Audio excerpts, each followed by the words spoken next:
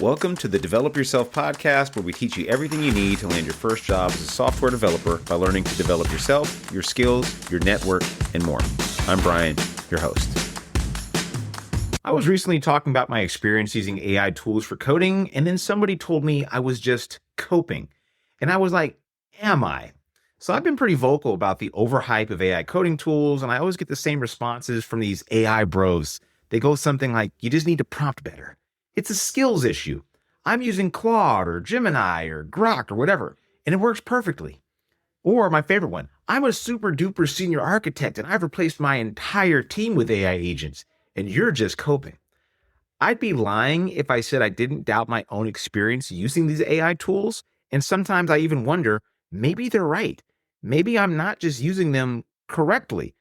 But now I'm convinced that these people are either liars, they are naive, or truly top 0.01% coders with whom mortals will never be able to compete. If you were already a 10x engineer, like seriously in the top 0.01 or 0.5% of engineers out there, and you're using AI tools, I have no doubt that you're probably incredibly more efficient than you ever were, or more than most people could ever be. But it's getting very annoying because every other day I'm reading about some developer on LinkedIn or X or even YouTube who's 10xing their output with AI tools. And then you have companies like Salesforce or Microsoft that are claiming that AI is making them so much more productive that they just have to fire developers. I want to explore some facts, not feelings, to understand where the truth ends and the hype begins when it comes to AI tools. And to understand where we are now, it's important to look back around 6 months ago. Why 6 months ago?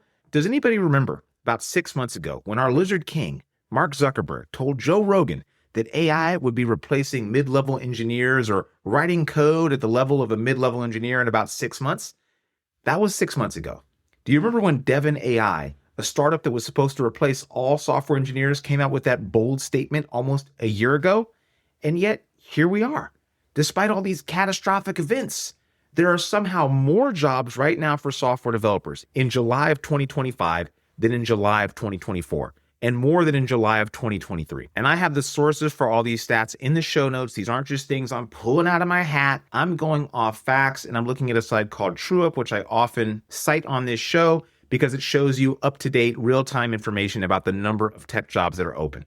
It's almost as if these CEOs are pulling predictions straight out of their hats. Yeah, that's what I wanted to say. Salesforce, also around 6 months ago, bragged that they were cutting 1,000 jobs this year because of AI, but then they started hiring for more AI-aligned roles like sales engineers. It seemed like they were basically shifting their headcount, which leads me to one of the worst and most pervasive lies about AI, is that it somehow made one senior developer equal 10 junior developers, or it's completely wiped out the need for us to hire junior developers. I call BS on this. Ask any developer who's working on something moderately complex that includes multiple services, a backend system that is more than 3 months old, how much using Cursor or Grok or Claude has helped them with their day-to-day workflow. It feels like we're all a little bit afraid to admit the truth, because the truth is, it depends. Depends what you're working on, how old it is, the level of complexity, the level of code quality, and your own skill. It's just too hard to say how much it really improves our productivity. Meanwhile, you have these geniuses on LinkedIn that tell you they've effectively just replaced an entire team, or at least that they could if they wanted to. That's how effective these tools are from their point of view. They say they have an MCP server. They have these beautiful prompts and rules files that go through every conceivable scenario that a coding agent may encounter. And they write prompts like a cold, dead, robotic Shakespeare. And if you're not seeing those productivity gains, you're just using it wrong, bro. Well, Google did a little study on AI and its impact on productivity. What did they find? 10% more effective is how much they measured their engineers were with AI assistance. Again, that is coming from Google, who has a lot of incentive to inflate these numbers, and they also are well known for meticulously documenting these kind of statistics and metrics. I don't know why they would make up a lie that would make the AI tools look worse. 10%, by the way, is incredible. I mean, that's an incredible amount more. You think about a billion-dollar company outputting 10% more. If that can translate to their overall profit, that's amazing. If they can reduce their headcount by 10%, still amazing. Is this 10x? It's not even anywhere close. Now, outside of tech, these gains are more modest. They're barely there. One study found that office workers unlocked about 3% more productivity. Now, I get it. We're in the beginning stages of using these tools, but I think that the hype is really outpacing the reality by a long, long shot. And if you're a person using these tools, I would ask you, how do you actually feel using them? Are they actually truly making your job basically on autopilot? Are you using agents to decide what to do on a daily basis? Have you had an agent go on a website, buy you a ticket to Florida or California or Texas or Disneyland or whatever, negotiate your ticket prices, send off emails, and basically do everything you wanted to do? I noticed that nobody's made that AI agent yet. Why are all the AI agents so focused on writing code? Could it be that code is repeatable? There's tons of data on the web about how to write code, and it follows really clear patterns for the most part. And even then, we're making 10% productivity gains. When you let an AI agent run wild, they don't seem to work. There's another study that I didn't cite here, but I read this morning that says about 70% of the time, agents are essentially like an autonomous AI tool that just goes out, kind of give it a generic, nebulous, open-ended task, and it just does it.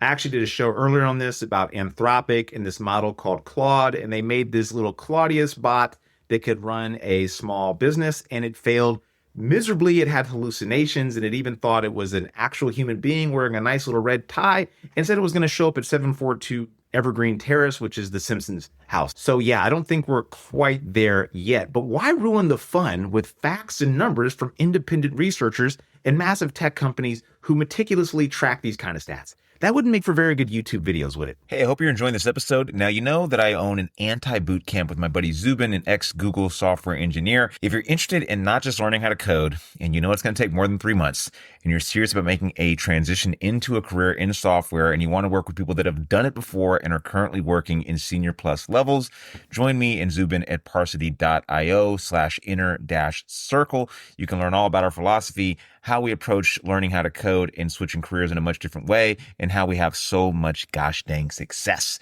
If you're interested in being one of the few people that works with us this year, go and apply at parsity.io/inner-circle.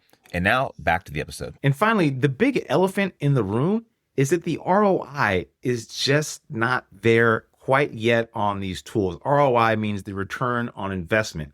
Really what it feels like it means is really over-indexed. Companies weren't just happy enough with like the magical powers we've gained from having AI tools like Cursor, Copilot, ChatGPT. These tools are amazing. I'm not going to lie and say they're not. I use them all day long, all the time, and I pay for them. I don't hate them at all. But these companies wanted earth-shattering, society-crippling change. Autocomplete on steroids just doesn't have the same ring as AGI or layoffs. So these people wrote slide decks promising the world to investors who have already been burned by poor planning, high interest rates, bets on Web3, blockchain, and crypto.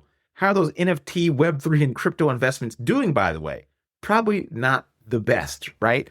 IBM did a survey on thousands of executives and found that only a quarter of AI initiatives have achieved their respective return on investment so far, and only 16% have successfully scaled AI across the enterprise. To many people, this would be considered a failure. But when it comes to AI, the idea is you just got to wait. Just wait another 6 months and we'll see those bets paying off for real this time. And I get it. It's better to invest in a new technology and be burned than not invest and be late to the party or miss out on an explosion of growth and opportunity, aka making a bunch of money. But I do think it's interesting how optimistic all these executives are despite not seeing any return on investment yet. If this was any other technology, I don't believe we'd be seeing the same optimism. Now, for every study I've referenced here, there's probably some other study that's going to show the opposite. And those studies, from what I see, are almost exclusively written by people who have a lot to gain from AI hype. In all honesty, I have a lot to gain as well. I'm going to be completely transparent here. I'm a software engineer, and I also own a business called Parsity that mentors early career developers. How much can you really trust anything I say? So I have a really novel idea for you. Use the tools yourself. Use them on a non-trivial project with a team of more than 3 people in a code base that isn't exclusively front end. Draw your own conclusions. Read studies. Look at reality. Do you personally know a single person who has been replaced by AI? I used to ask a similar question to people who are really into crypto. I'd say, do you know anybody who's bought a slice of pizza with crypto? At a party a few years ago, somebody was telling me how we won't be needing money in a year or two. And I thought, I don't think so. common sense shows me, all our collective experience shows us that no one's really using crypto, right? So the idea that overnight it would just be widely adopted by the whole world and we go into this new form of currency made no sense. And you could do the pizza test. Have you ever bought a slice of pizza with crypto? Do you know anybody who's bought anything with crypto? Most people are going to say no. And the same thing happens if you ask, do you know a person who's been replaced by AI? Like literally there's an agent doing their job. And there's a lot of arguments to say, well, I wasn't quite replaced, but my job was made redundant because of AI. And I would argue back that a lot of these layoffs are not the result of AI, but the result of overhiring during the pandemic and companies feeling the burn and the pressure from investors to have more money and do more with less because interest rates have sustained a high that we haven't seen in our lifetimes. I don't want to make it seem all doom and gloom though, right? Because everything is not bad. Personally, this is the most fun I've had coding so far in my career. And the reality is that I am more productive. I don't have to write nearly as much code, and I can build a web app in minutes instead of days, a really small, simple one or a prototype of one. I love these tools. I just hate the hype, and I hate what they're doing to people that are thinking of breaking into the industry or trying to get their first job and thinking that the world is conspiring against them. I don't believe that's the case. I do believe there's actually a really strong future in software development in general. And I think that these tools are scaring away a generation of people that should be in this field that may not, because they're scared these tools may wipe away all the jobs. And I just don't see it. I'm sure there's people out there that are smarter than me that are going to claim that we're just a few more months away from these things. But right now, we've been waiting for months and months and months, and the technology will not get exponentially better. That's the last thing I want to end off with. There's this weird pervasive claim that, oh yeah, it's just going to get better next year and then exponentially get better. But looking at any technology, we know that's not the case. Space travel hasn't exponentially improved since the 1960s. Neither have cars. Neither have homes or ovens or other technology we use every day. In fact, even phones have basically plateaued. There's a lot of money and a lot of geniuses working on these problems. So to think that AI would somehow just buck this trend and instead get exponentially better every single year until forever doesn't make any sense. It's not based in reality. So again, take what I say with a grain of salt, use these tools for yourself, maybe don't get caught up in all the AI hype online, and then make your own conclusions based on your experience and what you read and facts, research, reports, rather than just really loud voices on YouTube or LinkedIn. Hope that's helpful, and I'll see you around. That'll do it for today's episode of the Develop Yourself podcast. If you're serious about switching careers and becoming a software developer and building complex software and want to work directly with me and my team, go to parsity.io.